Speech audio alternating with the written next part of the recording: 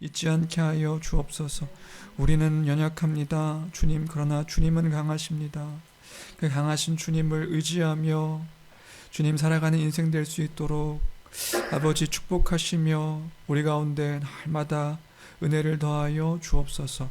우리의 믿음 없음을 불쌍히 여기시고 믿음에 믿음을 더하셔서 날마다 굳건하게 그 진리의 반석 되신 예수 그리스도, 우리의 모든 것들의 중심 되는 예수 그리스도 그 십자가 앞에 우리가 있기를 원합니다. 하나님 아버지, 우리를 그렇게 지켜보호하여 주옵소서.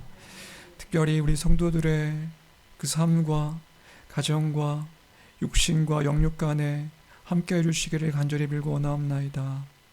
아버지 하나님, 주께서 지켜보호하여 주시고 특별히 김경주 성도님 기억하여 주셔서 코로나로 회복 중에 있는데 주님 속히 회복하여 주님의 영광을 또 고백하고 그 복음을 드러내며 살아가는 또 기쁜 삶이 될 수 있도록 아버지 축복하여 주옵소서.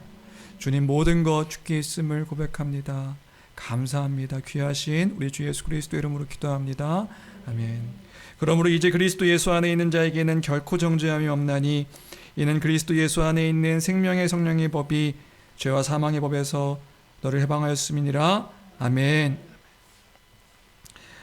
다 같이 그 감사의 주님을 우리가 기억하며 찬송가 314장 함께 찬양하시겠습니다.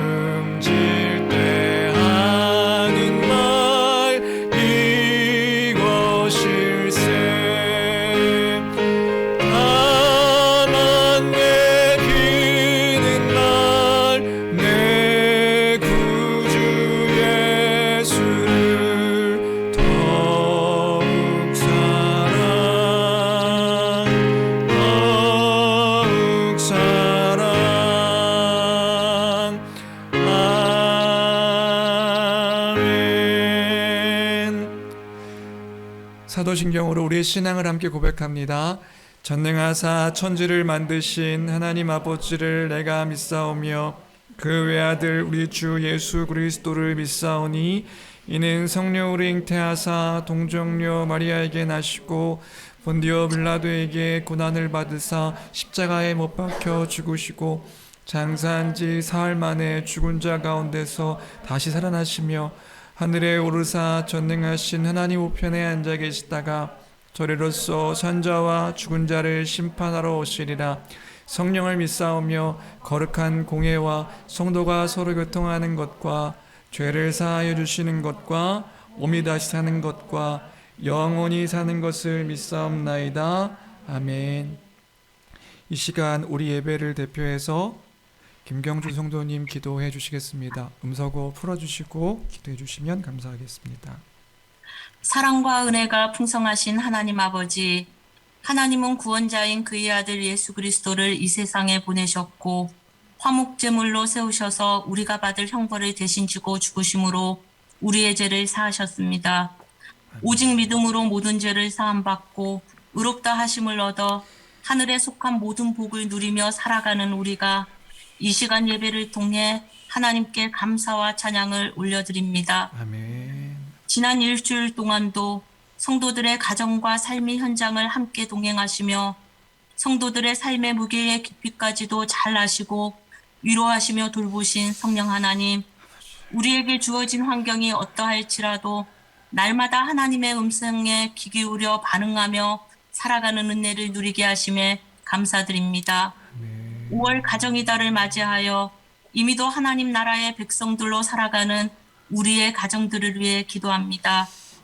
세상에서 구별된 세상의 빛과 소금의 역할을 감당하기에 부족함 없는 가정들 되게 하시고 주님 보시기에 주님께 칭찬받는 부모와 자녀들이 되어 서로를 향한 감사의 충만함으로 채워지는 믿음의 가정들로 세워주시옵소서. 아멘. 성도들 간의 격려와 섬김이 힘이 되게 하시며 지치고 힘들 때 혼자서만 멈추어진 것 같은 일상 속에서도 날마다 부활의 영광을 소망함으로 즐거워하며 그리스도의 생명과 바꾼 소중한 지체들이 우리임을 다시 한번 기억하여 살아가게 하옵소서. 아멘. 이 시간 말씀을 전하시는 목사님께 영육간의 강건함을 허락하시고 바른 진리의 선포 앞에 가르치는 자로 깨어있게 하시며 말씀 듣는 성도들 또한 순종함으로 깨어있게 하시되 하나님 영광 안에 모든 것을 풍성히 누리길 소망하며 이 모든 말씀 예수 그리스도 이름으로 기도드립니다. 아멘.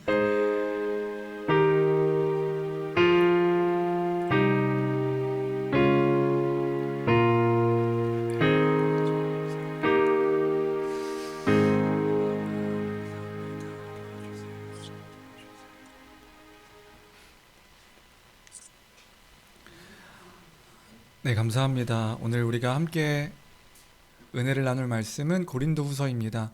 고린도후서 1장 23절로 2장 11절까지의 말씀입니다. 고린도후서 1장 23절로 2장 11절까지. 제가 가진 성경은 신약성경 287페이지입니다. 287페이지 고린도후서 1장 23절로 2장 11절까지.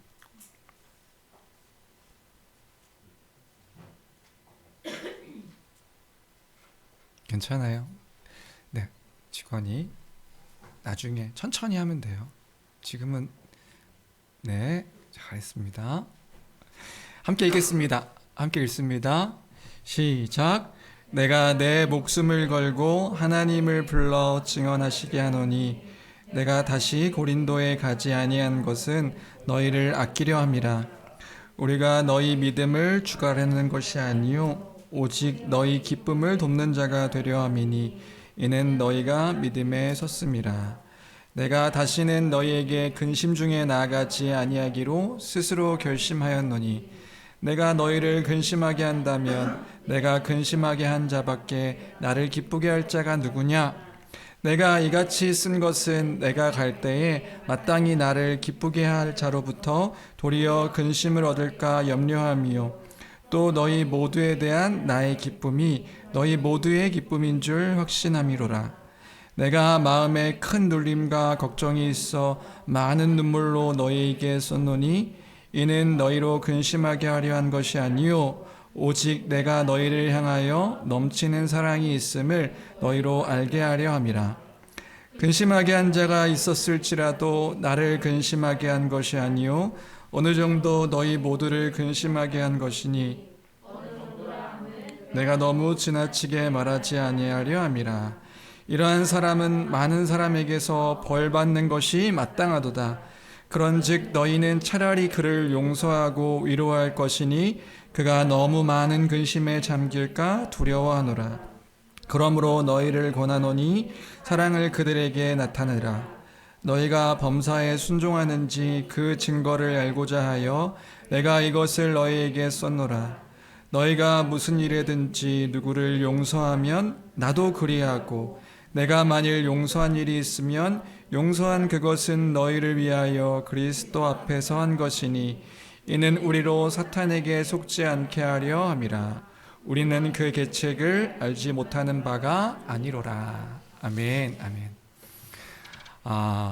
우리는 그 오랜 시간에 걸쳐서 고린도전서를 함께 나눴습니다. 우리 지난주에 고린도전서에 대한 설교가 끝났지요. 고린도 교회는 사도 바울이 1년 6개월 동안 이제 복음을 전함으로 세워진 교회가 고린도 교회입니다. 1년 6개월 다른 교회들에 비해서 굉장히 오랜 시간 이제 함께하며, 그러니까 우리가 지금 개척한 시간보다 더 긴 시간 동안 사도 바울이 그 고린도 교회에서 사역을 했던 거예요. 교회를 세운 교회가 고린도 교회였던 거지요. 근데 그 고린도 교회가 사도 바울이 떠나자 그 교회 안에 수많은 문제가 생겨나게 된 것입니다. 분명히 복음을 받았고 또 그 복음 위에 선 교회인데 그 교회가 이제 실제적이고 현실적인 그 문제들이 닥치니까 해결을 하지 못하고, 그 교회 자체가 해결하지 못하고 문제가 생기게 된 것입니다. 그래서 사도는요, 그 문제를 전해 듣고, 그렇게 교회 안에, 고린도 교회 안에 지금 문제가 있습니다, 이런 문제가 있습니다, 이런 얘기를 전해 듣고 진리 안에서 이 교회를 어떻게 세워가야 되는지, 그것들을 이제 하나씩 이제 다시금 이제 그 지침들을 정리해서 보낸 것이 고린도전서 이 편지입니다. 지난주에 고린도 교회에 그래서 어떤 문제가 있었는지 고린도전서를 이제 쭉 정리했었는데 혹시 기억하시나요? 고린도 교회에 있었던 문제들. 한번 다시 정리해 볼까요? 고린도 교회 안에 있었던 문제들, 그런 거죠. 먼저는 파가 나눠져 가지고 서로 교회 안에 바울파, 게바파, 아볼로파, 예수파 서로 막 싸우고 있었고요. 또 그 안에서 예수 그리스도의 십자가의 그 지혜가 아니라 세상의 지혜, 수사학과 철학 같은 것들로 이렇게 가르치는 그 리더들을 따르는 것들로 인해 가지고 이제 십자가의 복음이 중요한 게 아니라 그 어떤 가르치는 사람의 어떤 능력들로 이렇게 막 그 파가 나뉘어져 있었습니다. 또 음란의 문제도 있었죠. 교회 안에 그 아버지의 아내를 그 범하는, 그 아버지 아내와 성관계를 가져간 형제가 교회 안에 있는데 그 형제를 권징하지도 않고 내버려 두는 그 일들, 이 교회 안에 있었고, 또 형제 간의 법정 소송, 형제들이요 교회 안에서 뭔가 일을 풀어가는 게 아니라 세상 법정으로 가서 형제들끼리 막 싸우는 일도 교회 안에 있었고요. 독신의 문제, 뭐 부부의 문제도 있었고, 8장에서는 아디아포라의 문제, 그래서 귀신에게 바친, 우상에게 바친 재물을 먹으면 되는가 안 되는가, 이거 가지고도 막 교회 안에서 갈등이 있었고요. 사도권의 문제, 또 성만찬의 문제, 은사의 문제, 문제가 너무 많아요. 그렇죠? 또 뭐 빼먹은 문제, 그렇죠? 또 은사의 문제, 그리고 또 부활의 문제, 부활 논쟁도 있었고, 또 연보에 대한 이야기들. 그래서 이런 어떤 그 교회 안에 사도 바울이 바울 사도가 떠나고 교회 안에 각종 문제들이 많다는 이야기를 듣고 그걸 진리 안에서 어떻게 세워가야 되는지, 어떻게 해결해야 되는지, 그것들을, 그 지침들을 써서 다시 보낸 게 고린도전서. 교회가 어떻게 세워져야 되는가, 그 현실적이고 실제적인 문제들에 있어서 어떻게 서야 되는가, 그것들을 이제 함께 그 복음과 복음의 그 진리 안에서 써서 보낸 것이 고린도전서였던 것입니다. 그리고 그 고린도전서가 고린도 교회에 배달이 된 거죠. 형제들에 의해서 그 편지가 배달이 된 겁니다. 그런데 여러분, 그 고린도전서 그 후는 어떻게 됐을까? 여러분 궁금하지 않으세요? 고린도전서가 배달됐습니다. 그 배달된 후에 그 고린도 교회가 그 편지를 받았는데 그 편지를 받은 고린도 교회는 어떻게 됐을까? 너무 입이 간지러워가지고 몇 분 성도님들 교회 오신 분들마다 얘기하긴 했는데 이거 여기서 막, 근데 어떻게 됐을까 궁금하지 않으신가요? 어느 동화의 그 이야기처럼, 우리 동화 항상 그렇게 끝나잖아요. 뭐 신데렐라도 그렇고 백설공주도 그렇고 어떻게 끝나죠? 행복하게, 그 왕자와 공주는 행복하게 살았습니다. 그렇게 아름다운 결말로 끝나듯이 이 고린도전서의 결말도 그렇게 아름답게 끝났을까? 우리는 그런 기대와 상상을 해봅니다. 그런 기대를 하는 거죠. 우리가 그런 상상을 해봅니다. 그런 그림을 그려볼 수 있는 것 같아요. 교회가 편지를 받고 이렇게 어떠한 리더가 바울사도들 편지가 왔습니다. 우리 교회를 위해서 바울사도들 편지가 왔습니다. 성도들 딱 모여가지고 편지를 읽어주는 거예요. 편지를 전해받고 그 편지를 하나씩 읽으면서 이 성도들이, 우리는 그런 상상을 해보는 거죠. 편지를 받고 성도들이 자신들의 잘못을 하나하나 깨닫는 그런 장면들. 우리가 그 복음 안에 우리 서 있지 못했구나, 그 안에서 깨닫지 못했구나, 우리 함께 회개합시다. 막 눈물을 흘리면서 그 그 사도가 전한 편지 앞에서 막 회개하는, 돌이키는, 다시 그 부흥이 일어나는 그런 모습들, 그런 상상들을 우리가 할 수 있을 것 같아요. 아름다운 상상들을 우리는 그 고린도 교회가 어떻게 됐을까? 아름다운 상상들을 해볼 수 있겠다. 왜요? 왜냐하면 천하의 바울이 쓴 편지잖아요. 우리가 다른 사도도 아니고 바울 사도가 그 어마어마한, 우리 그 바울 서신서 성경 연구하면 야, 바울은 역시 훌륭해. 항상 그러죠. 바울은 역시 대단해. 그 바울 사도가 쓴 편지니까요. 그 편지 얼마나 영향력이 있었겠어요. 하나씩 하나씩 교회의 잘못된 것들을 복음 안에서 잘 설명해 줬잖아요. 그러면 교회는 마땅히 그 편지를 받고 막 돌이키고 회개하고 막 가슴을 치고 우리가 막 잘못했구나, 다시금 회복을 이루는 교회가 되어야 하잖아요. 근데 그 결과는 어떻게 됐을까? 그런데 그 결과는 우리가 기대하는 것과 달랐다는 거예요. 지금부터 고린도전서 그 후, 그리고 이 고린도 후서를 기록하게 된 배경을 설명해 드리겠습니다. 우리가 고린도 후서 2장을 읽은 이유도, 1장 건너뛰고 2장 읽으셨습니까? 1장 23절부터 우리가 봤습니까? 사실은 그 2장에 이 고린도 후서를 쓰게 된 배경, 이 사이에 어떤 이야기들이 이제 나와 있거든요. 그래서 2장부터 본 건데요. 고린도 교회에요, 또 다른 문제가 생긴 거예요. 무슨 문제가 생겼냐면 그 편지를 받고 교회가 변하지 않았다. 오히려 사도 바울의 편지가 문제가 돼서요, 사도를 공격하고 또 불편해하는 그 이유가 됩니다. 그 편지가요, 고린도 교회에 갔는데요, 그 편지를 불편해하는 거예요. 왜요? 자신들이, 그 고린도 교회가 자신들이요 노골적으로 지적을 당하는 것이 불편했던 거예요. 보세요. 1장부터 16장까지 다 잘못된 것들에 대한 지침이잖아요. 그 편지를 받고 회개가 아니라 불편한 거예요. 왜요? 지적당했거든요. 우리 교회가 지금 이렇게 문제가 있다고 지적당했거든요. 그러니까 불편한 거예요. 또요, 그때에 때마침 유대의 거짓 교사들이 고린도 그 교회 안에 들어왔습니다. 들어와서요, 사도 바울의 사도성과 그리고 또 그 목회에 대한 그 의심을 심어주기 시작했습니다. 그럼 어떤 의심이었을까? 우리 갈라디아서를 좀 기억했을 때, 갈라디아서를 좀 근거해서 생각해 봤을 때 그런 거겠죠. 사도 바울, 그 사람 진짜 사도 아니야. 그 사람 예수님 제자도 아니야. 그가 전하는 복음 문제 있어. 그거 은혜를 떨어뜨리는 그런 복음이야. 무슨 말인지 되시나요? 사도 바울, 그 사람 예수님과 함께 했던 제자 아니야. 그 사람 진짜 사도 아니야. 또 하나는 그 사람이 전한 복음, 그거 문제 있어. 그 예수 그리스도의 십자가를 전하는 복음, 그 문제 있어. 라고 의심을 고린도 교회에 심어주는 거예요. 그러니까 고린도 교회가요, 더 강팍해져서 그 반감을 갖고 바울에 대해서 부정적인 생각을 하게 된 것이지요. 그러한 고린도 교회 형편이 있었습니다. 근데 그때 바울이 고린도 교회를 고린도전서 16장 기억하시나요? 고린도전서 16장에 그런 얘기했잖아요. 내가 방문하겠다. 연보의 문제도 있고 내가 고린도 교회를 내가 방문하겠다. 오랜 기간 너희와 함께하고 싶다. 근데 그런 상황 가운데 사도 바울이 고린도 교회를 방문한 거예요.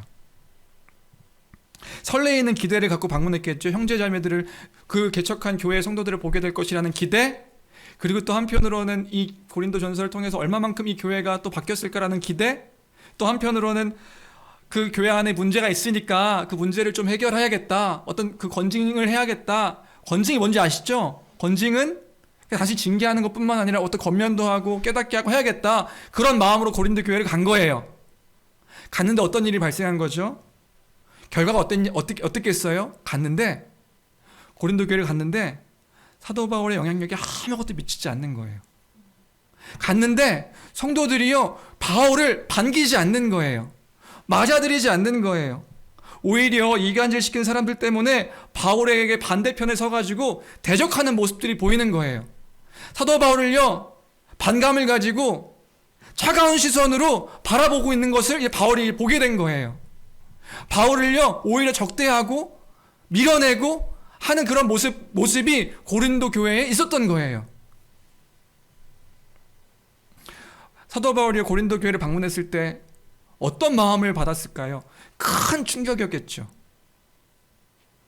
그런 거죠. 목사가 떠났다가 잠깐 돌아왔는데 성도들이요, 반기질 않는 거예요. 그럼 목사 마음이 어떨 것 같으세요? 저는 막, 우와, 이거, 막, 야, 이거, 가슴이 막 찢어지고 막 이런 거예요, 이런 거. 고린도전서 받고 회개하고 여러분 그 복음에 돌이키십시오 한 거잖아요. 우리에게 소망이 있습니다 얘기한 거잖아요. 근데 아무 반응이 없는 거예요. 그 모습을 사도 바울이 뭐 지금에야 전화해가지고 목사님 지금 상황이 안 좋습니다 전화 막 오십시오 이것도 아니라 멀리서 이렇게 다른 지역에 있다가 에베소에 있다가 갔는데, 그래서요 사도 바울이 고린도 지역을 잠깐 방문했다가 서둘러 떠날 수밖에 없었습니다. 서둘러서, 왜냐하면 그 교회가 그 바울에 대해서 반감이 너무 심하니까 서둘러 고린도 교회를 떠나고요. 이러한 교회 모습을 보면서 가만히 있을 수 없었기 때문에 고린도 교회를 향한 또 한편의 간절한 편지를 씁니다. 그 편지가 어떤 편지냐 하면 고린도 후서가 아니라요, 지금은 남아있지 않지만 이제 고린도 후서 2장에 이제 이야기하고 있는 고린도 후서 또 7장에서도 곳곳에 이렇게 고린도 후서에서 말하고 있는 눈물의 편지라고 불리는 편지를 이제 사도 바울이 고린도교에 다시 보내는 거예요. 지금은 그것이 남아있진 않아요. 고린도 전서와 고린도 후서 사이에 또 하나의 편지가 있었는데 그 눈물의 편지라고 불리는 편지를 쓰는 거죠. 그것이 고린도 후서 2장 4절에 기록되어 있는데요, 고린도 후서 2장 4절 같이 함께 읽겠습니다. 함께 읽겠습니다. 시작. 내가 마음에 큰 눌림과 걱정이 있어 많은 눈물로 너희에게 썼노니 이는 너희로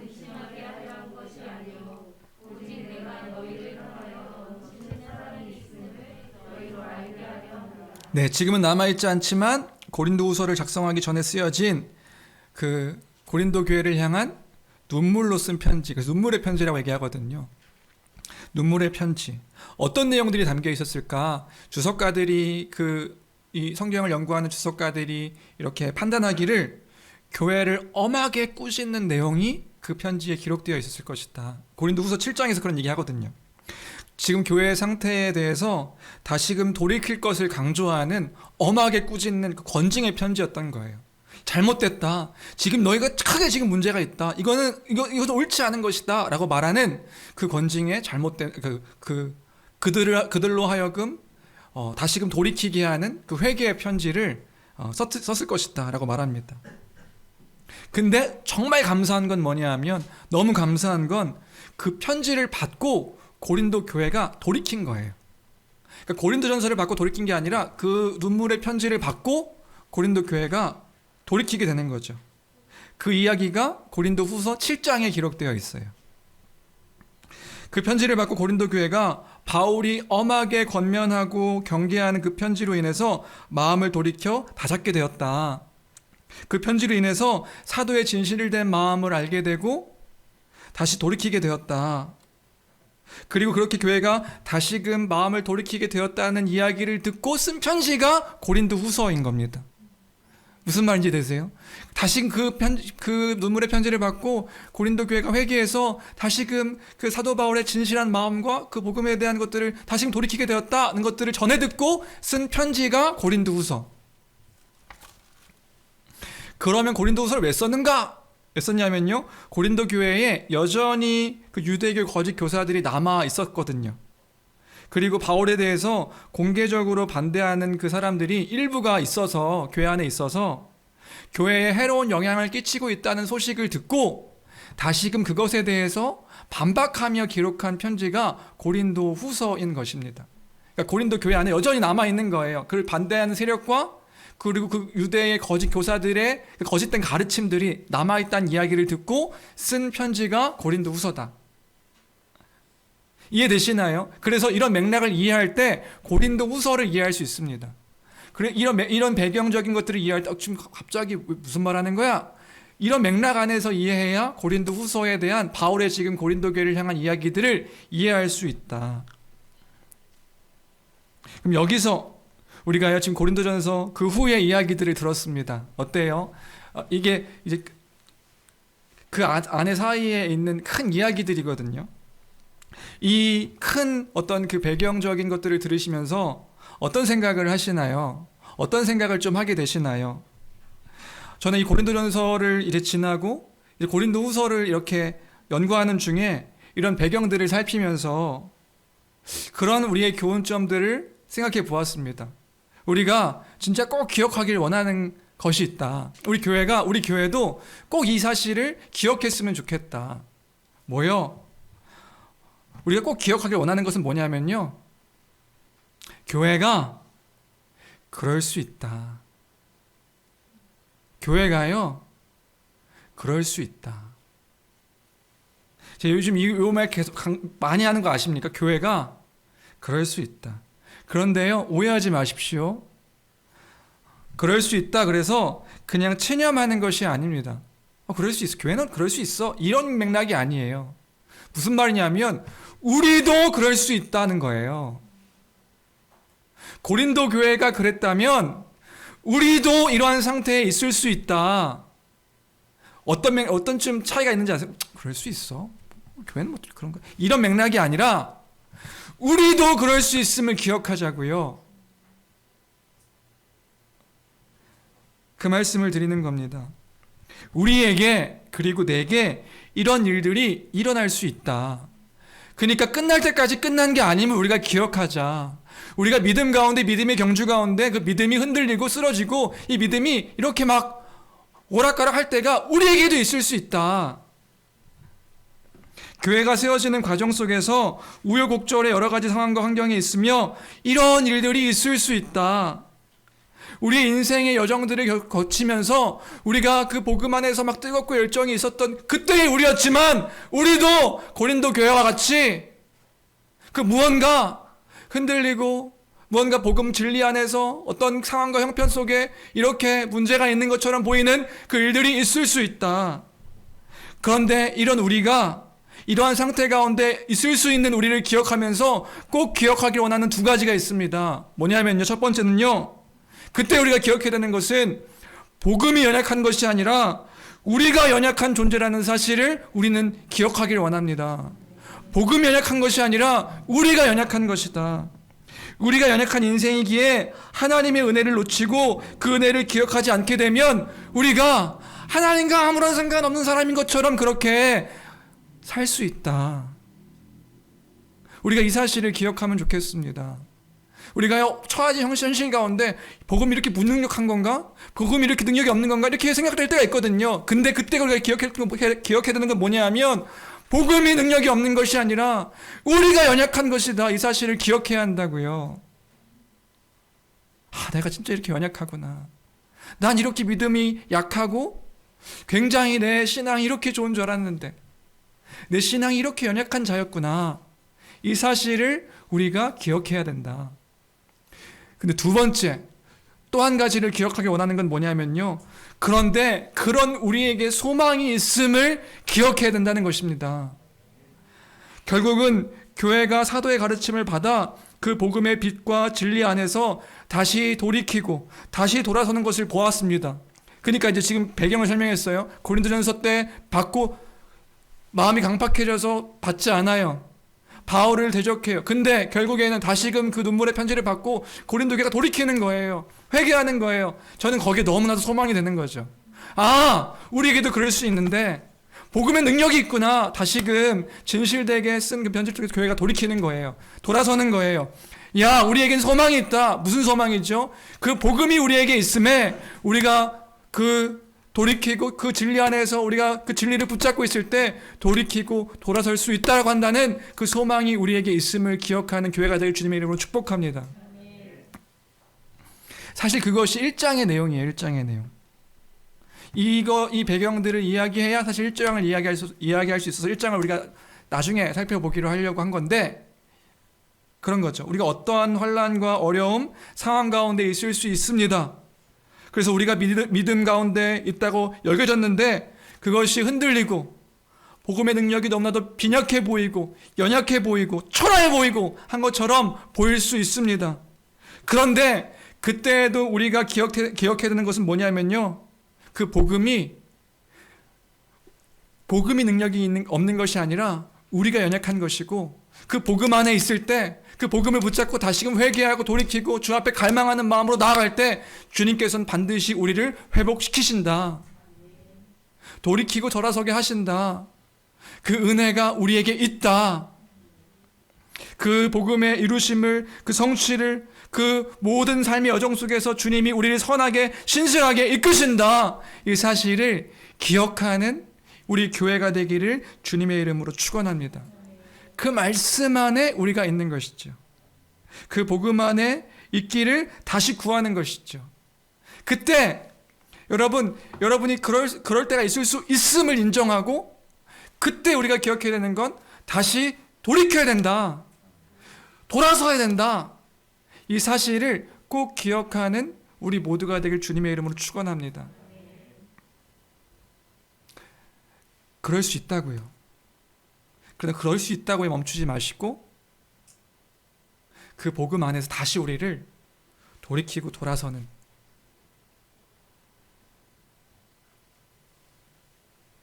다시금 그 영적으로 하나님을 갈망하는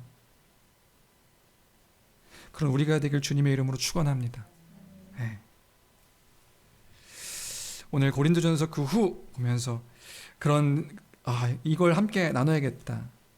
근데 이게 여러분들에게 얼마나 들릴지 잘 모르겠어요. 왜냐하면 막상 그러한 상태 가운데 있으면 이 얘기를 잘 안 들리더라고요. 이 근래에 이제 주변에 있는 교회들을 이제 보게 되면서 그 교회 안에 이런 일들이 이제, 그러니까 고린도전서 후서를 이렇게 보게 되어서 더 이것들이 눈에 보이는지는 잘 모르겠지만 이런 일들이 너무나 많은 것 같아요. 그러니까 목사에게는 우리 교회를 향한 경각심이 있는 거죠. 고린도전서 후서도 보고 있는데 꼭 기억하시길 원합니다. 주 앞에 가는 그날까지 끝날 때까지 끝난 게 아니다. 주님 다시 만나는 그날이 있습니다. 우리에게 그 소망이 있습니다. 그 소망을 우리가 잘 붙들고 잘 붙잡고 그렇게 함께 신앙생활하는 우리 교회가 되길 주님의 이름으로 축원합니다. 완전함이 아니라 우리가 온전함을 이루기 위해 함께 그렇게 나아가는 것입니다. 그런 교회가 되기를. 그래서 고린도 후서를 이제 연구하면서 그런 감사가 있는 거예요. 한편으로는 바울서가 얼마나 힘들었겠는가. 근데 교회가 다시 돌이키는 그 일들을 보면서 교회에겐 소망이 있다. 교회는 여전히 소망이 있다. 그 사실을 우리가 함께 기억하기를 원합니다. 이어서 오늘 본 말씀을 보면요. 오늘 본문을 보면 여전히 교회 안에는 바울을 반대하는 세력의 공격이 있었다. 그 공격이 무엇이었는가 보면은 그런 거죠. 막 이간질 시키는 거예요. 교회 안에서요. 사도 바울이 고린도 지역을 다시 방문한다고 했는데 다시 방문하지 않았다는 거예요. 특별히 그 교회를 방문해서 교회 안에 있는 문제를 해결해야 되는데 사도 바울이 오지 않았다. 지금 교회 안에 문제가 있으면 다시 와야 되는데 오지 않았다. 그러니 거짓말을 했다는 거죠. 온다고 했는데 오지 않았으니까 그 사도는 거짓말하는 사도다. 거짓말쟁이다. 이렇게 교회 안에서 막 이간질을 하는 사람들이 있었던 거예요. 말만 그렇게 하는 사람이다, 사도 바울은. 그런 교회를 향해서 바울 사도가 말하는 것이 1장 23절부터 24절까지입니다. 1장 23절부터 24절까지 같이 함께 읽어볼까요? 함께 읽겠습니다. 시작. 내가 내 목숨을 걸고 하나님을 불러 증언하게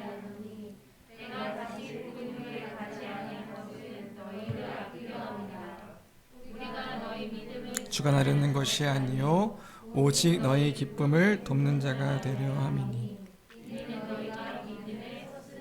네, 무슨 말인가요? 무슨 말이냐면 사실 이해되실지 모르겠지만 지금 이 본문은요 권징에 대한 이해입니다. 권징이 아까 뭐라고 그랬죠? 권징은 교회 안에 있는 성도 가운데 뭔가 죄를 범한 성도가 있을 때 우리는 권징하면 징계를 먼저 떠올리지만 권면하고 경계하고 또 깨닫게 하고 가르치고 그다음 징계하는 것, 그 모든 것들이 이제 권징의 의미죠. 사실 이 본문은요 권징에 대한 이야기입니다. 사도 바울은 지금 이런 말을 하는 겁니다. 바울이 오지 않았다. 교회 문제를 해결하려고 바울이 와서 그 교회 안에 있는 문제들을 해결하고 건징을 시행해야 되는데 오지 않았다. 그러니까 사도 바울은 거짓말쟁이다. 근데 사도 바울은 지금 그 얘기하는 거예요. 뭐냐면 바울 사도가 다시 가서 지금 교회 사태에 대해 건징을 시행함으로 교회 문제를 해결할 수 있죠. 해결할 수 있는데 그런데 바울 사도가 다시 가지 않았다는 거예요. 그 왜 다시 가지 않았는가? 교회를 아끼는 마음으로 다시 가지 않았다. 교회 안 가는 것이 아끼는 거여서 가지 않았다. 이 말을 하는 거죠. 그럼 왜 사도 바울이 가면 교회 안에 문제들이 이제 해결될 때가 됐을 텐데 이제 고린도 교회가 돌이켰으니까 사도 바울이 가면 그 문제를 해결할 수 있는데 왜 교회를 아끼는 마음으로 가지 않았을까? 바울 사도가 갈 수 있죠. 그래서 잘못된 교회의 그 태도에 대해서 권면도 하고 징계도 할 수 있죠. 할 수 있는데 근데 그런 거예요. 뭐냐면 바울이 가서 건징을 시행한다면 그것은요 고린도 지역의 그 지역 교회가 온전치 못하기 때문에 그 일을 할 수 없는 교회라고 인정하는 꼴이 되기 때문에 지금 사도 바울은 안 갔다 이렇게 얘기하는 거예요. 무슨 말인지 이해되시나요? 스스로 교회가 그런 힘이 없다는 교회라고 스스로가 잘못된 것들을 옳고 그름을 판단할 수 없는 교회라고 사도 바울이 가야지만 그 교회가 옳고 그름을 판단할 수 있는 교회라고 그렇게 인식되는 상황이기 때문에 내가 안 간 것이다 이 얘기를 하고 있는 거라고요. 다시요. 사도 바울이 갈 수 있죠. 고린도에 갈 수 있습니다. 그래서 건징을 시행함으로 교회를 바로 세울 수 있습니다. 사도 바울이요. 바울 사도니까요. 가서 건징을 시행함으로 교회 안에 있는 그 무질서함들을 질서를 잡을 수 있습니다. 그러면 그 교회 안에 문제들이 해결될 수 있겠죠. 근데 다시 바울 사도가 없으면요. 사도가 없으면요. 없으면 그 문제를 해결하지 못한다? 그럼 그 교회가 그렇게 해결할 수 있는 힘이 없다는 것을 의미하는 거잖아요. 어떤 일을 해결할 수 없는 교회, 사도가 아니면 문제를 해결할 수 없는 교회가 되기 때문에 사도 바울은 내가 사랑하는 마음으로 가지 않았다 이렇게 얘기하고 있는 거란 말입니다. 그 말을 하는 거예요. 우리는 너희의 믿음을 주관하는 주관자가 아니다. 돕는 자다. 너희가 믿음에 서 있다. 너희가 믿음에 섰다. 그래서 내가 근심 중에 고통을 주지 않기 위해 가지 않았다. 우리가 이 말씀을 통해서 첫 번째로, 두 번째죠. 이 말씀을 통해서는 첫 번째고, 첫 번째로 기억하기 원하는 것은 뭐냐면요. 교회는 사도의 가르침, 그 진리를 따라서 성도의 옳고 그름을 판단하는 공동체여야 된다. 조금 더 우리의 표현으로 표현하자면 교회는 건징을 시행하는 교회여야 한다. 또한 그런 믿음 안에 서 있는 우리여야 한다.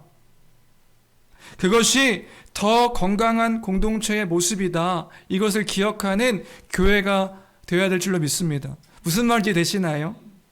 지금 우리에게는 사도가 없습니다. 그럼 사도가 없으면 불완전한 교회입니까? 사도가 없으면 지금 사도 바울 그 예수님 당시에 제자들이 없기 때문에 사도가 없습니다. 그러면 그 교회는 불완전한 교회입니까? 반대로 사도가 있는 교회만이 완전한 교회입니까? 온전한 교회입니까? 사도가 없으면 교회가 옳고 그름을 판단할 수 없습니까? 그렇지 않지요. 그러면 안 되지요. 왜지요? 왜냐하면 우리가 믿음에 섰기 때문에 그렇습니다. 교회가 믿음에 서 있기 때문에 우리는 그것을 믿는 겁니다. 그 믿음에 섰다는 것은 진리가 우리 안에 있음을 의미하는 것이고 그 진리의 영이신 성령께서 우리와 함께 하심을 믿는 것입니다. 우리가 그 안에 있기 때문에 사도 바울은요. 그 교회를 믿은 거예요. 그 교회를요. 그 교회가 진리에 서 있기 때문에 진리의 영이신 성령께서 그들과 함께하기 때문에 내가 가야 그 문제를 해결할 수 있는 것이 아니라 너희가 믿음에 서 있다. 너희가 그 진리 안에서 옳은 것들을 판단할 수 있다. 우리가 그 일들을 감당할 수 있음을 의미하는 것입니다. 그렇기에 오늘 우리가 기억하길 원하는 것은요. 우리는 그 믿음 안에서 우리의 옳고 그름을 판단할 수 있어야 된다. 복음 안에서, 믿음 안에서 우리를 돌아볼 수 있는 힘이 있어야 된다. 그런 교회가 되길 주님의 이름으로 축원합니다. 여러분, 이제 그 진리 안에서, 그 복음 안에서 우리의 생각과 우리의 판단과 우리의 결정들을 고민하시는 여러분들 되셔야 된단 말입니다. 그런 힘이 우리에게 있어야 된다고요. 왜요? 우리에겐 복음이 있다고요. 사도가 없지만 사도가 가르친 그 복음이 있다고요. 주의 진리, 사도는 뭐한 사람이냐면 그의 생각을 가르친 사람이 아니죠. 예수 그리스도의 그 복음을 전하고 드러낸, 증언한 사람이지요. 그 증언이 우리에게 있으니 우리가요, 그 기준을 따라 옳고 그름을, 개인도 그렇고 교회도 그렇고 그 성령의 그 진리 안에서, 진리의 영이신 성령이 우리와 함께 하시니 우리가 그 일들을 할 수 있는 자들이 되었다. 그런 우리임을 기억하는, 그래서요, 옳고 그름을 따라 성도들에게, 또 형제 지체들에게 그 이야기를 할 수 있는 거예요. 그게 건징이죠. 단순히 징계, 이게 아니라요, 권면하는 거예요. 권고하는 거예요. 우리가 가지고 있는 복음 안에서 그들과 이야기 나누는 거예요. 그런 힘이 있는, 그런 말씀의 힘이 있는 그런 교회가 되기를 주님의 이름으로 축원합니다. 우리가 그러니까 무슨 일이 있을 때마다 목사님 판단자가 되어 주십시오. 제가 없으면요. 교회가 있다고요. 교회가요. 목사가 진리가 아닙니다. 우리 교회가 그 복음 안에서 바른 것들을 돌아보고 옳고 그름을 말할 수 있는 그런 교회여야 한다. 그런 힘이 우리에게 있어야 될 줄로 믿습니다.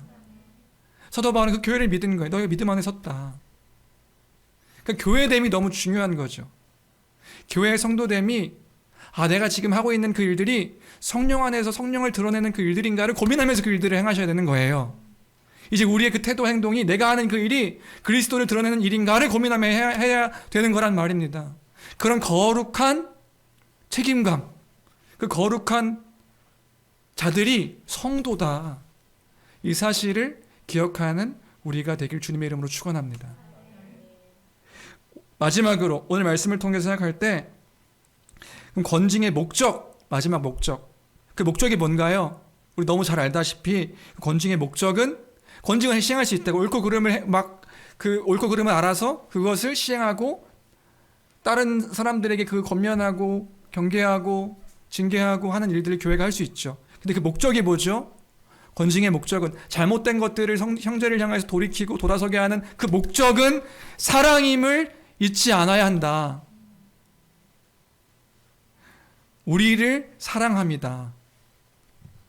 건징의 궁극적인 목적은 형제를 사랑함이고 교회를 사랑함이어야 된다.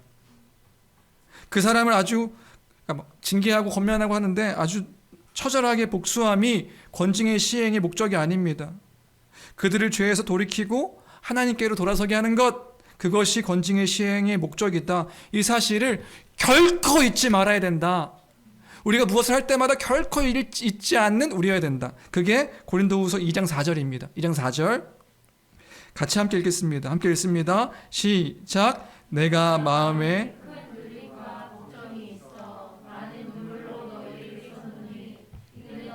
근심하게 하려.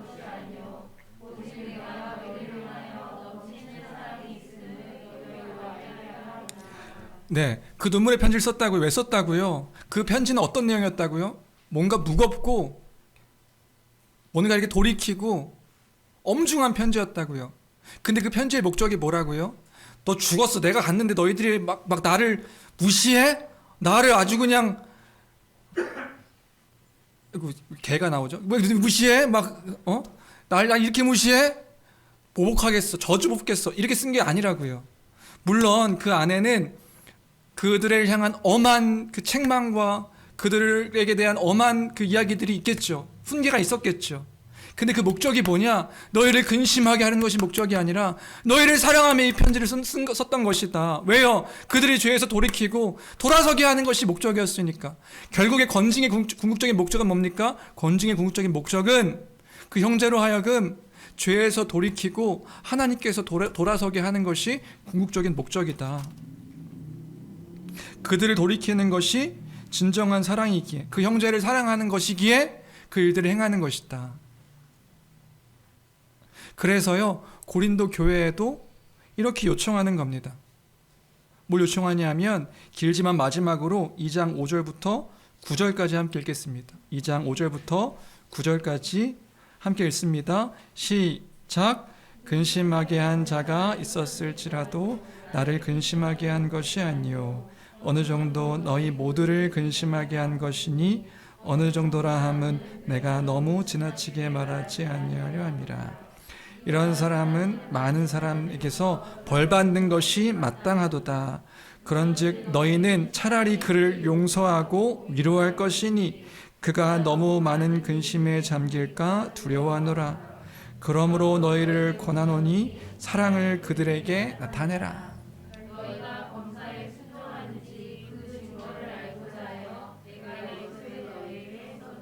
네, 무슨 말인지 되시나요? 그런즉 걔가 하니까 벌받는 것이 마땅하니까 그런즉 그러나 이런 거죠. 너희 그 교회 안에 범죄를 일으킨 또 교회를 질서를 깨뜨린 어떤 사람이 있는데 벌받는 게 마땅해. 벌받게 행동한 게 마땅해. 그러나 그 형제가 돌이켰다면 너희 그들 용서해라. 이렇게 얘기하는 거예요. 왜요? 목적은 벌받게 하는 게 목적이 아니었고요.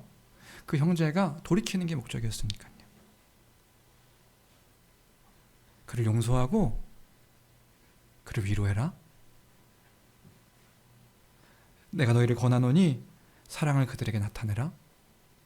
그들이 돌이켰다면 그들과 원수로 막 이렇게 싸우는 게 아니라 그들이 돌이켜서 회개하고 귀한의 잘못을 구했다면 나는 그들을 용서하고 그들을 위로해라. 그리고 그들을 사랑해라. 왜냐하면 그것이 하나님의 뜻이니까요. 선하신 하나님의 뜻이니까요. 그것이 교회 안에 우리를 부르신 한 몸으로 부르신 내 지체요 내 형제니까요. 그래서 훈계의 목적은 아주 감정이 상해가지고 죽었어요. 아주 죽여버리겠어. 이게 아니라 돌이킴, 돌아섬입니다. 그래서 형제를 얻는 것입니다. 그럴 수 있다면 우리가 무엇이든지 하는 것이지요. 그러니까 죄에 대해서 죄를 범한 사람의 그 죄를 간과하라는 것이 아닙니다. 그 죄에서 돌이키게 하여 그 사랑을 드러내고 나타냄이 교회의 모습이어야 한다. 바른 길로 가기를 바라는 그 훈계, 그 징계가 이 교회의 징계의 궁극적인 목적이어야 된다. 꼭 기억하길 원합니다. 교회가요, 그런 징계를, 권징을 시행해야 하는 것이고요. 그럼 권징을 시행할 때 시행하는 자나 그 권징을 받는 자나 그 모두가 기억해야 될 것은 뭐냐면 우리가 그 사랑 안에서 일들을 행하는 것인가? 이것을 기억해야 되는 것이다.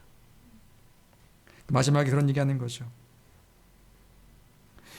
이 사랑이 없고 이 용서가 없으면요, 우리는 잘못된 것에 대해서 권징을 시행한다 할지라도 사탄의 계략에 속은 것일 수 있습니다. 여러분, 사단은 살아 있습니다. 사단은 우는 사자와 같이 삼킬 자들을 이렇게 삼키려 합니다. 사단의 목적은 뭐죠? 하나님에게서 미혹하여 멀어지게 하는 것. 그러니까 하나님의 뜻에서부터 멀어지게 하는 것이 사단의 뜻인데, 우리가 교회가요 분열되고 깨어지고 그 권징으로 인해서 막 싸우고 다투고 이런 일들이 일어난다면 그건 우리가 사단의 그 미혹에 넘어간 것일 수도 있다. 우리는 그걸 알지 않느냐 이 얘기를 하는 거죠. 11절에 이는 우리로 사탄에게 속지 않게 하려 함이라. 우리는 그 계책을 알지 못하는 바가 아니로라. 그러니까 뭐 하라고요? 형제 사랑하라고요. 용서하라고요. 위로하라고요. 회개한 형제에 대해서 위로하라고, 사랑하라고요. 말씀을 정리합니다. 오늘 세 가지를 함께 나눴습니다. 우리도 그럴 수 있다. 우리도 그럴 수 있을 때, 우리가 그럴 수 있음을 인정하며 우리가 연약한 자임을 기억하고, 그러나 우리에겐 복음이 있음에 그 소망이 우리에게 있음을 기억하는. 지금 사실 이 설교를 반복해서 지금 몇 번 한 것 같다는 생각이 듭니다. 그렇죠? 목사님 또 얘기하시네요. 네, 사실 본문을 계속 이렇게 연결시켜서 가고 있는 것도 있긴 하지만 우리에게, 그러니까 본문 안에서 우리에게 기억하게 하는 분명한 의미가 있다고 생각합니다. 꼭 기억하는 우리가 되었으면 좋겠습니다. 그 복음 안에서 우리가 나 자신을 다시금 돌아보고 돌이키고, 우리가 힘이 있어야 합니다. 그 복음 안에서 우리를 돌아볼 수 있는 힘, 그리고 돌아보는 것들도 서로가 사랑 안에서 일들을 행해야 된다. 그 사랑으로 일들을 하고 있는지를, 만약에 우리 마음 가운데 미움이 있다면, 분노가 있다면 그거는 사단의 계략일 수 있다. 그 분열하고 깨트리는 것은 하나님의 뜻이 아니잖아요. 하나님의 뜻이 아니잖아요. 싸우는 게 하나님 뜻이겠어요? 아니죠. 서로 사랑하는 게 하나님의 뜻이겠죠. 그 뜻 가운데 우리가 있기를, 우리 교회가 있기를, 설립을 이제 앞두고 있는데요, 그런 교회로 바르게 세워지고 선포되는 그 말씀의 교회 되기를 주님의 이름으로 축원합니다. 우리 같이 함께 기도하기를 원하는데요, 함께 기도할 때에 하나님 우리 마음을 지켜주시고 또 우리의 영혼을 주님 그 복음 안에 세워달라고. 우린 여전히 연약하니 하나님 아버지, 연약한 우리의 그 믿음 가운데, 신앙 가운데 그 하나님의 그 마음이, 그 뜻이 잊혀지지 않는 그런 강한 그 믿음을 허락해 달라고. 또 하나는 우리 교회를 위해서 함께 기도했으면 좋겠습니다. 우리 교회가 그런 사랑의 공동체가 되게 해달라고. 우리 교회도 여전히 그런 위험 가운데 있을 수 있는데 그때마다 다시금 돌이키고 돌아서는 그런 교회 되게 해달라고. 안 넘어지는 교회가 아니라 넘어지더라도 다시 그 복음 안에서 회복되어지는 그 은혜의 교회가 되게 해달라고. 우리가 이런 기도의 제목으로 나와 교회를 위해서 함께 기도하며 나가도록 하겠습니다. 함께 기도하시겠습니다. 존귀하신 하나님 아버지, 은혜와 사랑을 감사합니다. 하나님 아버지, 우리를 붙잡아 주시옵소서. 하나님 아버지, 우리 가운데 그 사랑을 허락하여 주시옵소서. 주님, 그 구원의 은혜에 예수 그리스도의 십자가로 보이신 그 사랑을 더 풍성하게 고백하고 또 기억하고 다시금 돌아보고, 주님 1만 달란트 빚진 자의 아버지 하나님, 그 70번씩 7번씩 70번 용서할 수 있는 아버지 하나님, 그 은혜가 우리에게 있기를 간절히 빌고 원하옵나이다. 하나님 아버지, 우리가 그렇게 세워지게 허락하여 주옵소서. 주님, 우리는 고린도 교회 같은 연약한 교회입니다. 이 교회가 그 진리 안에 서기를 원합니다. 주의 말씀 가운데 서기를 원합니다. 수많은 아버지 하나님 일들이 우리 가운데 있을 수 있는데 주님, 이 교회를 붙잡아 주시옵소서. 이 교회를 지켜보아여 주시옵소서. 이 교회 가운데 하나님의 영광이 드러날 수 있도록, 그 뜻이 드러날 수 있도록, 주님 아무런 염려와 아버지 아무 일도 일어나지 않는 것이 교회의 모습이 아니라, 주님 넘어지면 다시 일어나고, 주님 회개하며 돌이키며 다시금 주의 뜻을 알고, 고린도 교회 같이 주의 말씀을 받을 때에 그 말씀으로 인하여서 다시금 힘을 얻고 능력을 얻고 주의 말씀 가운데 거할 수 있는, 그 사랑이 회복되어 질 수 있는 아버지 그런 교회 될 수 있도록 주여 도와 주시옵소서. 우리에게 믿음이 있습니다. 우리에게 진리가 있습니다. 우리에게 그 복음이 있습니다. 그 복음을 우리가 기억할 때에 그 뜻 안에서 우리가 바른 것들을 택하고 아버지 결정하고 아버지 나아갈 수 있는 아버지 그런 삶이 될 수 있도록 주여 도와주시옵소서. 혼란한 시대 속에서 주님 기준이 사라져버린 것 같은 이러한 시대의 모질수한 삶 속에서 하나님 아버지, 우리의 성도들을 붙잡아 주시기를 간절히 빌고 원하옵나이다. 아버지는 가정 가운데, 직장 가운데, 사업체 가운데, 주님 만남 가운데 주여 우리의 그 복음의 기준이 되어 살아가는 삶이 될 수 있도록 주여 도와 주시옵소서. 하나님 아버지, 주님의 교회입니다. 하나님 아버지, 주님의 교회입니다. 하나님 아버지, 우리가 교회입니다. 하나님 아버지, 이 교회를 통하여 하나님의 나라의 영광의 풍성함을 선포하며 고백하게 도와주시옵소서. 아버지 하나님,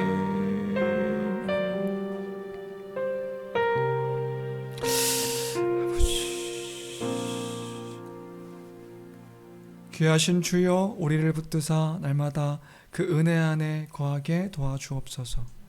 하나님 아버지, 우리는 연약합니다. 그러나 주님은 강하십니다.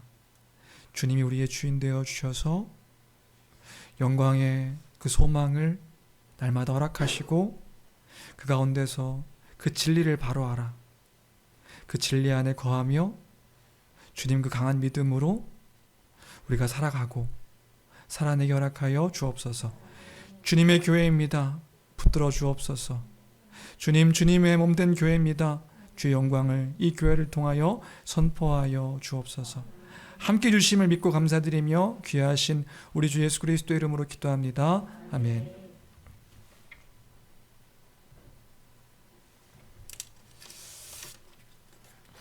찬송가 212장 함께 찬양하시면서 준비하신 헌금 하나님께 드리겠습니다.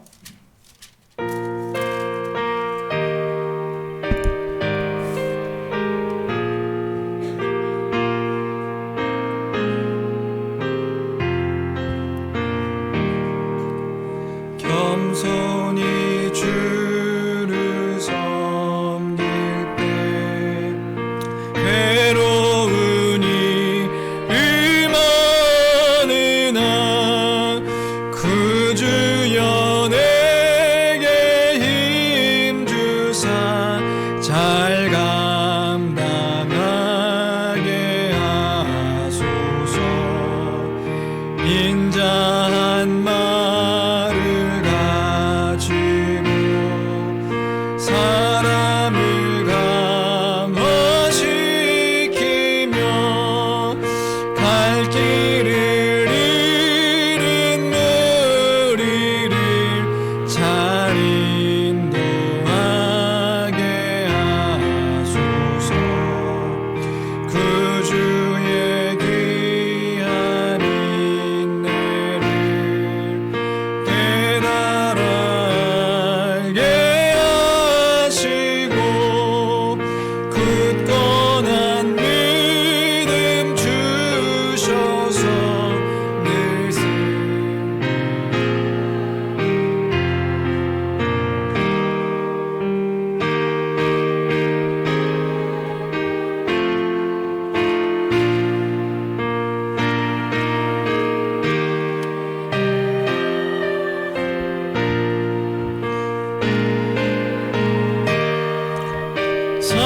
살면서 참 평강 얻게 하소서. 아멘. 모든 것이 주의 은혜입니다. 감사합니다. 감사헌금 드렸습니다. 좋은 시간 보낼 수 있게 해주셔서 감사합니다. 감사헌금 드렸습니다. 무명으로 감사헌금 드렸고 건축헌금과 구제헌금 그리고 선교헌금과 11조 헌금 드렸습니다. 기도하시겠습니다. 하나님 아버지 감사합니다. 모든 것이 주의 은혜입니다. 우리가 하루하루 살아가는 모든 순간이 주의 은혜임을 우리는 믿습니다. 주님, 우리의 모든 것들을 인도하시는 주님을 신뢰하오니 아버지 하나님 가장 선하신 그 주의 뜻을 따라 살아가는 우리 교회 되게 허락하여 주옵소서. 아버지 하나님 믿음에 믿음을 더하여 주셔서 주님 우리에게 허락하신 그 모든 것들을 바르게 믿고 바르게 소망하는 우리가 되기를 원합니다. 주의 뜻 가운데 거할 수 있는 교회 되게 허락하여 주옵소서. 믿음을 담아 주님께 예물드린 손길들이 있습니다. 하나님 그 가정의 형편과 상황과 모든 것들을 주께서 아시오니 일용할 양식을 날마다 허락하여 주시고 참된 안식 속에서 그 풍성함들을 누리는 가정 되게 허락하여 주옵소서. 이 헌금이 쓰여지는 곳이 하나님 나라와 그 현신 교회를 위해서 바르게 쓰여지기를 원합니다. 주님 이 물질을 또한 받아 주시옵소서. 감사합니다. 모든 것 주께 있음을 고백하며 살아계신 우리 주 예수 그리스도 이름으로 기도합니다. 아멘.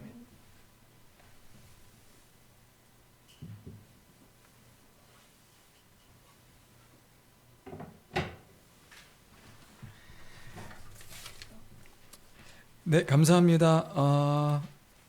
함께 예배에 우리 교회에 또 함께 함이 너무나도 귀하고 복됩니다. 축복합니다. 그리스도 안에서 여러분들 모두를 축복합니다. 오랜만에 이제 코로나로 현장에 못 나오셨던 분들이 또 나와주셔가지고 네, 또 밝게 인사하고 나눌 수 있어서 너무 감사하고요. 우리 김경주 성도님 속히 회복되셔서 또 함께 밝게 기쁘게 만날 수 있게 되기를 기대합니다. 기도하겠습니다. 다행히 근데 또 많이 아프지 않으시다고 하셔서 그쵸? 네. 진짜 안 아프신 거겠죠? 제가 뭐 보질 못했으니까. 근데 이제 안 아프시다 하셔서 감사한데요. 조금만 더 이렇게 답답하실 수 있는데 한 이틀 남으셨나요? 3일 남으셨나요? 네, 어쨌든 좀만 잘 더 버텨주시면 좋겠습니다. 영육간에 강건하시도록 기도하겠습니다. 예배 후에는 간단하지만 우리 어린이날 기념 행사가 있습니다. 어린이 주일 이란 표현을 제가 우리 도훈이도 어린이인가? 우리 도훈이는 어린이가 아니죠. 이렇게 청소년 주일 한번 만들게요. 어린이 할 거예요. 아이고 우리가 안 시켜줘요. 근데 어떡하죠? 너 이거 게임 할래요? 이렇게 했다가 어쨌든 네, 어린이 기념 행사가 있습니다. 어린이 주일. 네, 표현을 좀 어떻게 해야 되나 해가지고 안 썼는데 어쨌든 어린이 기념 행사가 있어서 예배 후에 잠깐 요 앞으로 모여주시면 감사하겠습니다. 우리 어린이들이요. 3시에는 그 말씀의 교회 그룹 모임이 있습니다. 이번 주에는 좀 이렇게 설립 예배 준비를 좀 해야 할 것 같아요. 그래서 좀 준비하는 사항이나 이런 것들도 좀 나눠야 될 것 같은데 어제 어떤 분이 이렇게 카톡을 주셨더라고요. 현장에 다 모이게 하십시오. 이렇게 현장에 다 오라고 같이 모여서 회의하시죠.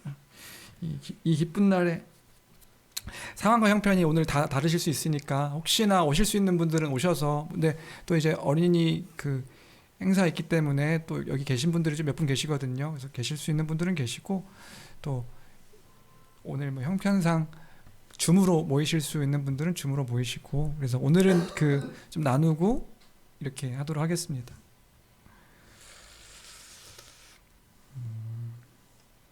저녁에는 가족 모임 설교 나눔 하시면서 가족 모임 해주시면 감사하겠고요. 5월 21일 토요일 11시에 그 말씀의 교회 설립 예배가 있습니다. 자세한 사항은 밴드와 카톡에 올렸는데요. 참고하셔서 혹시나 또 제가 미처 생각하지 못한 부분 있으면 좀 말씀해 주시고요. 네, 제가 좀 요즘 느끼는 건데 제가 총명함을 잃었습니다. 그러니까 교회가 제가 자꾸 뭐 빼먹는 것 같은데 뭐 자꾸 이렇게 그런 것 같으니까 여러분들이 좀 말씀해 주시면 좀 이렇게 좀 참고해가지고 더 진행하도록 하겠습니다. 네, 여기까지 하고요. 다 같이 일어나셔서 찬송가 635장 찬양하신 후에 축도로 예배 마치겠습니다. 훌륭해요. 우리 직원이 오늘 자지도 않고 잘 탁 앉아가지고 너무 훌륭합니다. 괜찮아요.